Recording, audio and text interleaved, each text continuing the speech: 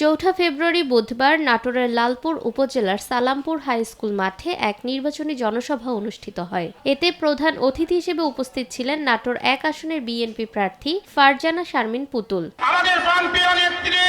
বক্তব্যে তিনি বলেন, গত 17 বছর ধরে দেশের জনগণ তাদের ভোটাধিকার প্রয়োগ করতে পারেনি, সেই সুযোগ পেতে যাচ্ছে আগামী 12 তারিখে। তিনি আরও বলেন, সম্মিলিতভাবে কাজ করে আমরা একটি ভবিষ্যৎ বাংলাদেশ গড়তে চাই। ভবিষ্যৎ নতুন বাংলাদেশ হবে নারীদের জন্য অর্থনৈতিকভাবে স্বাবলম্বিতার বাংলাদেশ, মানবিক বাংলাদেশ। ভবিষ্যৎ বাংলাদেশ হবে আমাদের সকলের জন্য একটি গণতান্ত্রিক বাংলাদেশ।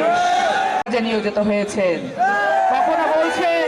কখনো বলছে নারীদের কর্মক্ষমতা বন্ধ করে 8 ঘন্টা থেকে কমিয়ে নিতে হবে 5 ঘন্টায়। কখনো বলছে কর্মজীবী নারীদেরকে ঘরে আটকে রাখতে হবে, কারণ কর্মজীবী মানুষরা, মহিলারা ভালো না। যেখানে একটি দেশের অর্ধেক জনগোষ্ঠী নারী, যেখানে একটি দেশের অর্ধেক জনগোষ্ঠী পুরুষ, সেখানে কেবলমাত্র পুরুষ যদি এগিয়ে যায়, নারীরা যদি পিছিয়ে থাকে, সেই দেশ কখনো এগোতে পারে না। বাংলাদেশ জাতীয়তাবাদী দল কেবলমাত্র চেষ্টা করছে একটি বাংলাদেশ গড়ার, যেই বাংলাদেশে নারী পুরুষ সকল ধরনের ভেদাভেদ ভুলে কাঁধে কাঁধ মিলিয়ে হাতে হাত রেখে চলতে শুরু করবে এবং বাংলাদেশকে এমন একটি পর্যায়ে নিয়ে যাবে, বিশ্বের দরবারে যেন সকলে মিলে বলতে পারে, ওই দেখো বাংলাদেশ, সেরকম একটি দেশ আমরা গড়তে চাই।